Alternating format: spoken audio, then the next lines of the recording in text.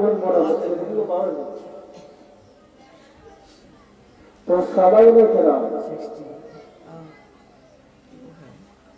মিলাদ महफिल जलसा এ তো অনেক জায়গাতে হচ্ছে বা হবে। তো সবাই কেরাম বিরাদার বাড়ছে আমাদের বাড়িতে ঘুরি।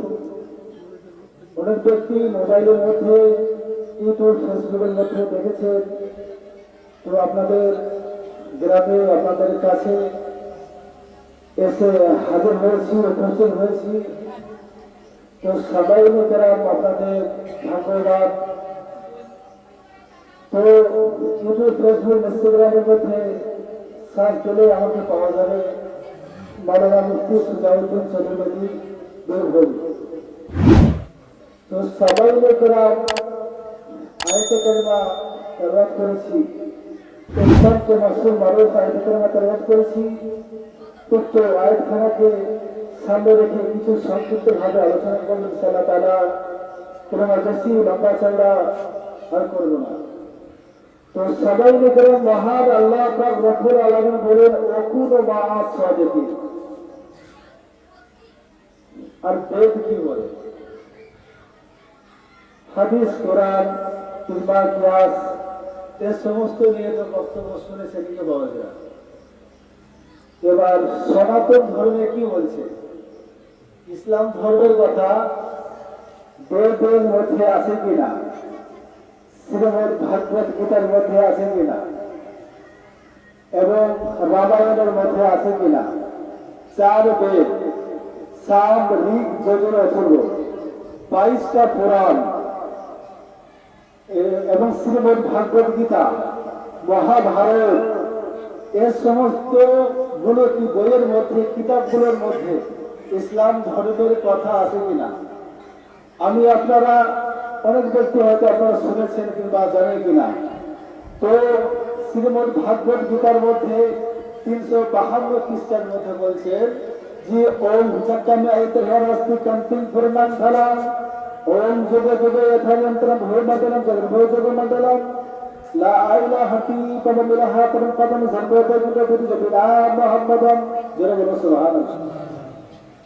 যে কলকি যুগের কলকি অবতার, যে নবী মুস্তাফা দুনিয়ার মধ্যে আগমন হবে, আবির্ভাব হবে, তার জন্য বলছে, আমাদের জন্য, আপনাদের জন্য বলছে। 9টা অবতারের নাম কয়জন? 9টা অবতারের নাম এসেছে বেদের মধ্যে। তো শেষের মধ্যে কার নাম আছে? কলকি যুগের কলকি অবতার। ধরে বলেছে কলকি যুগের কলকি অবতার শ্রেষ্ঠ সাধনার পয়গম্বর যে নবী মুস্তাফা দুনিয়ার মধ্যে আসবেন। আর তিনার নামের অক্ষর প্রথমে হবে ম, আর লাস্টে অক্ষর হবে দ। জোরে বলে সুবহানাল্লাহ। তো হাদিস কোরআনের মধ্যেও আছে, শ্রীমদ ভাগবত গীতার মধ্যেও আছে, বেদের মধ্যেও আছে, সাম বেদের মধ্যেও আছে, ঋগ বেদের মধ্যেও আছে, যজুর বেদের মধ্যেও আছে, অথর্ব বেদের মধ্যেও আছে, কলকি পুরাণের মধ্যে 2 নম্বর অধ্যায়ের মধ্যেও আছে, 21 নম্বর শ্লোকের মধ্যেও বলা হয়েছে ব্রাদার সামাইনে কেরাম যে নবী মুস্তাফা দুনিয়ার মধ্যে আগমন হবে, ওই নবী মুস্তাফা, যে নবী মুস্তাফা দুনিয়ার মধ্যে আগমন হবে, ওই নবী মুস্তাফা মানে ওনার নামের জন্য মানে শ্রীমদ ভাগবত গীতার মধ্যে মানে বলেছেন যে নবী মুস্তাফা আসবে, ওই নবী মুস্তাফার গা থেকে, ওই নবী মুস্তাফার শরীর মোবারকের মানে মোবারক থেকে ঘাম ঝরবে, আর সেই ঘাম মুসকে আম্বারের মধ্যে সেন প্রদায় করে দেবে।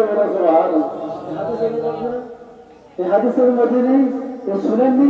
তো বিরাদার বাবজি তাহলে পারে হাদিসের মধ্যে যে কথা আছে, কোরআনের মধ্যে যে কথা আছে, ইজমা কিয়াসের মধ্যে যে কথা আছে, সামাইনে কেরাম বেদের মধ্যে ওই সমস্ত কথাগুলো আবার নবী মুস্তাফার জন্য বলেছেন যে নবী মুস্তাফা কলকি যুগের কলকি অবতার, শ্রেষ্ঠ সামান্যার পয়গম্বর, যে নবী মুস্তাফা এসে ইসলামকে কি করে জাগরণ করবে, ওই নবী মুস্তাফা এসে মানে ইসলামের কি করে ঝান্ডা ধরবে, ওই নবী মুস্তাফা এসে নামাজ নিয়ে আসবে, ওই নবী মুস্তাফা এসে রোজা নিয়ে আসবে, ওই নবী মুস্তাফা মানে ওই নবী মুস্তাফা এসে এক কথায় প্রত্যেকটা ব্যক্তিকে ইমানদারের মানে চিহ্ন দেখাবে বলে বলেছে।